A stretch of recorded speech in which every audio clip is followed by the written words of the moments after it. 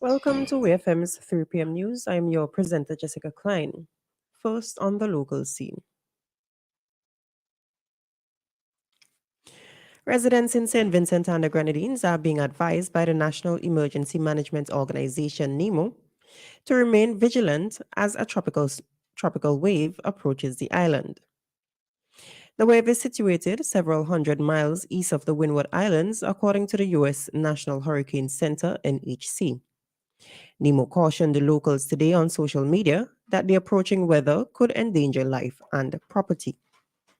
According to NEMO, at 7 a.m., a satellite image shows showers and thunderstorms associated with a low-pressure system approaching the Windward Islands. Residents and motorists in flood-prone areas, as well as those near rivers and streams, should be cautious throughout the passage of this system. A total of 45 children, ages 8 to 13, from throughout St. Vincent and the Grenadines will be participating in the first Kids Tourism Summer Camp, which will be hosted by the Ministry of Tourism. An official release from the ministry states that the Kids Summer Program, scheduled to begin today, Monday, 24th July, to Friday, 28th July 2023, is part of the Tourism Education Awareness Program of the Communication Unit in the ministry. The aim of the camp is to provide a safe environment for children to learn more about the islands of SVG and to gain a greater appreciation of the country's tourism product. During the week, children will engage in tours to tourism establishments as well as tourism sites and attractions. They will also engage in various arts, craft, and cultural activities, including painting and storytelling, and they will also engage in scavenger hunts and tourism trivia games. A brief opening ceremony was held at the Botanic Gardens from 9 this morning to signal the beginning of the Kids Tourism Summer Camp. The ceremony was attended by participating children and their parents, as well as the staff and volunteers from the Ministry of Tourism. Still on the local scene, economic growth within the Eastern Caribbean Currency Union is expected to deteriorate to an estimated 6.4% in 2023. This is according to Finance Minister and Chairman of the Monetary Council of the Eastern Caribbean Central Bank, Camilo Gonçalves. The minister made this disclosure during a press briefing yesterday while presenting the communique of the 105th meeting of the ECCB Monetary Council. Minister Gonçalves further explained that the decrease will be down 4.8 percentage points from 2022. We hear more from the Finance Minister. In 2021, economic growth in the ECCU was recorded at 5.5%. Tourism has returned to pre-pandemic levels and is driving the economic recovery in the currency union.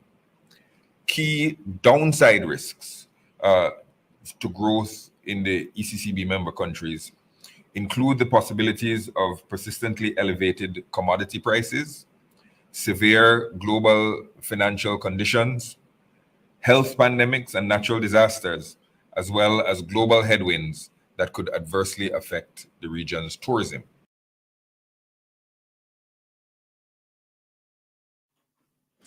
The Finance Minister also noted that key opportunities or upside risk for the ECCU include investment in food and nutrition security and other policies and projects that can build resilience against shocks.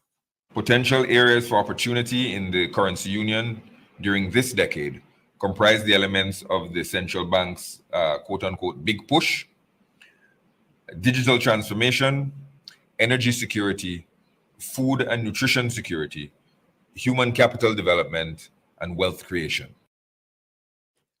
That was the Minister of Finance, Camilo Gonçalves.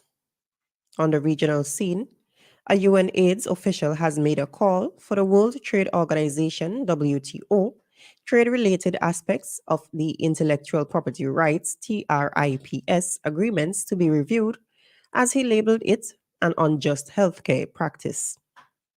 The director of UNAIDS Multi-County Office in the Caribbean, Dr. Richard Amenia, said such agreements drive up the cost of care in poorer economies, making it harder to treat chronic conditions like HIV.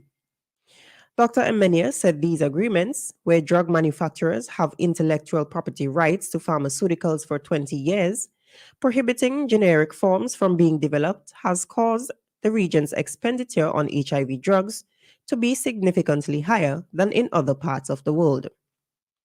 The 2023 Global AIDS Update highlighted that the average price per patient per year for durable antiretroviral drugs in the Caribbean and Latin America is US $160, while the average price in West and Central Africa is just 67 US dollars.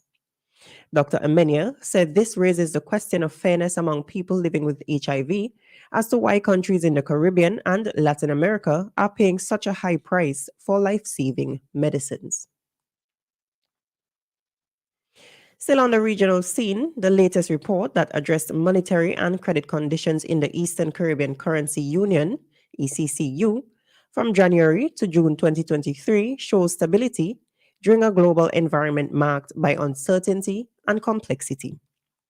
According to the governor's report to the 105th Monetary Council meeting of the Eastern Caribbean Bank, ECCB, on July 21st, 2023 in St. Vincent and the Grenadines, the EC dollar remains stable. The report highlighted that monetary and credit conditions in the ECCU are also accommodative, helping to anchor macroeconomic stability. It disclosed that the foreign reserve backing for the EC dollar also remains strong, with the current 92.4% well above the statutory minimum requirement of 60%. The ECCB's foreign assets are now around $5.2 billion, compared with $5.4 billion at the end of 2022. The pre-pandemic 2019 level was $4.58 billion. On the international scene, 11 people have died after the roof of a school gymnasium in northeast China has collapsed while it was being used by a girls' volleyball team, according to state media reports. Locals in the area told the media that many of the victims are children. Only 8 of the 19 people who were inside the gym survived. Local media also stated that police have detained the bosses at a local construction company due to accusations that they have been dumping perlite, a form of volcanic glass, on the roof of the gym. The mineral had soaked up rainwater following heavy downpours, which sent the roof into a collapse at 3 p.m. on Sunday. This has been WEFM's 3 p.m. news. I have been your presenter, Jessica Klein. Join us again at 5:30 p.m. for WEFM's evening news, and we thank you for listening.